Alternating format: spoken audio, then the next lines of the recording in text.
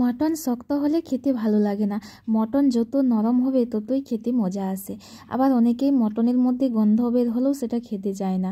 আজ আমি একদম নরম তুলতুলে গন্ধ ছাড়া মটন বানিয়ে দেখাবো। খুবই সহজ একটি রেসিপি আর খেতেও দারুণ হয়। তো দেখেই বুঝতে পারছেন কতটা নরম হয়েছে আর দেখতেও খুব সুন্দর। তো চলুন তাহলে দেখাচ্ছি। এর জন্য আমি এখানে একটি কড়া গরম করে নিয়েছি। এবার এখানে আমি অল্প তেল দিয়ে দিয়েছি, তেল গরম হয়ে গেছে। এবার আলুর সাথে মটন বানাবো, এই জন্য আমি আলুগুলি ভেজে নিচ্ছি। মটন বা যে কোনো মাংসের সঙ্গে যখন আপনারা আলু দিবেন, আলুটি না লাল লাল করে ভেজে নেবেন, তাহলে এর টেস্ট আরও খুব ভালো হয়।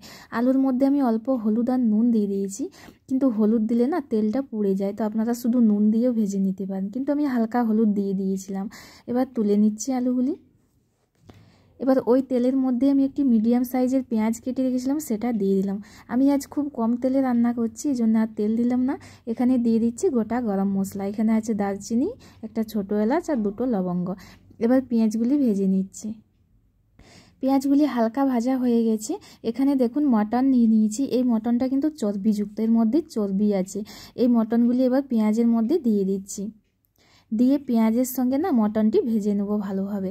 এইভাবে মাংসটি ভেজে নিলে মাংসের মধ্যে যে জল আছে সেটা শুকনো হয়ে যাবে। এটা একটু ভালোভাবে ভেজে নিতে হবে। তো দেখুন এখানে এর কালার চেঞ্জ হয়ে গেছে আর এর মধ্যে কোনো জল বের হয়নি। তো খুব ভালোভাবে ভাজা হয়ে গেছে।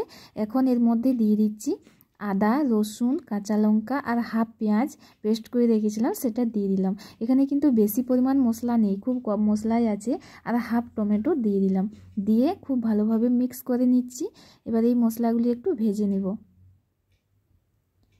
এবার কিছু গুঁড়ো মশলা আমি গুলে রেখেছিলাম, এর মধ্যে আছে হলুদ গুঁড়ো, জিরে গুঁড়ো, ধনে গুঁড়ো আর লাল লঙ্কার গুঁড়ো, সেটা দিয়ে দিলাম। আর একটি ক্যাপসিকাম দিয়ে দিলাম। এটা হচ্ছে অপশনাল, আপনারা চাইলে দিতেও পারেন আবার নাও দিতে পারেন, কিন্তু আমার ভালো লাগে মাংসের সঙ্গে ক্যাপসিকাম খেতে, তাই দিয়ে দিলাম। আর দিয়ে দিলাম পরিমাণ মতো নুন। এবার খুব ভালোভাবে মিক্স করে নিচ্ছি। মিক্স হয়ে গেলে এর মধ্যে আমি হালকা জল দিয়ে মাংসটি ভালোভাবে কষিয়ে নেব।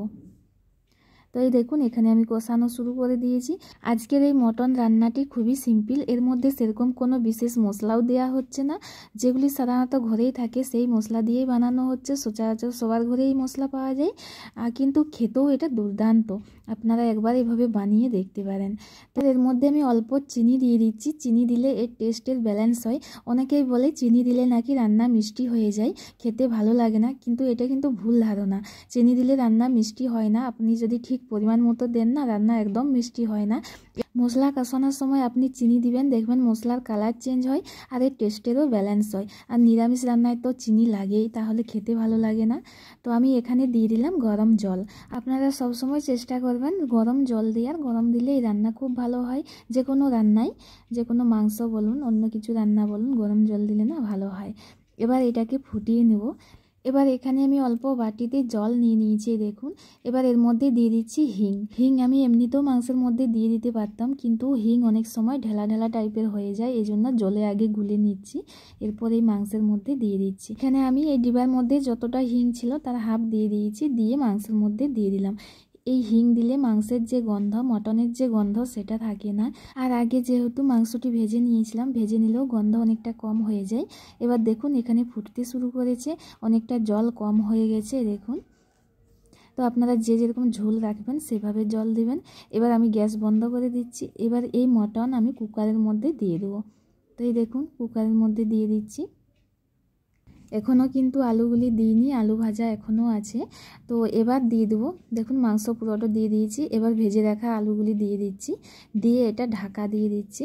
ঢাকা দিয়ে এটা 3টি সিটি বাজিয়ে নেব, তাহলে মাংস রেডি হয়ে যাবে। তো 3টে সিটি দিয়ে দিয়েছি। এবার আমি খুলে দেখাচ্ছি কীরকম হয়েছে। তো এই দেখুন দেখতে তো দারুণ হয়েছে। এবার এর মধ্যে আমি আর কিচ্ছু দিব না, না গরম মশলা না ধনে পাতা, গরম মশলা গুঁড়ো দিইনি, শুধু ওই গোটা গরম মশলাই দিয়েছিলাম। এবার এটা আমি নামিয়ে দেখাচ্ছি।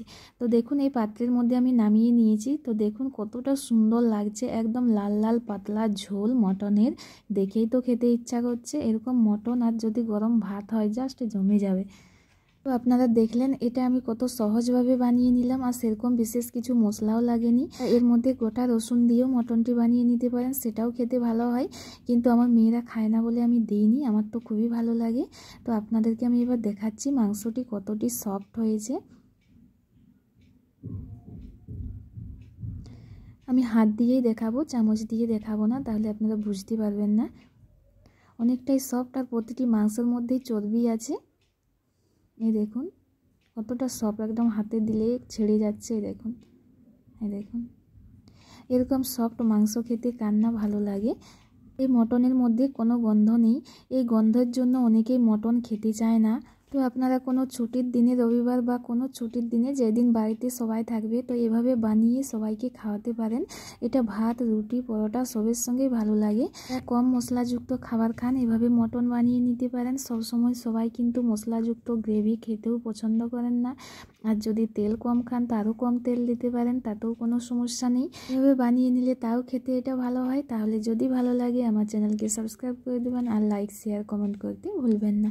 আর যারা ফেসবুক প্রোফাইল থেকে দেখছেন প্লিজ প্রোফাইলটি ফলো করে দেবেন। ধন্যবাদ, বাই।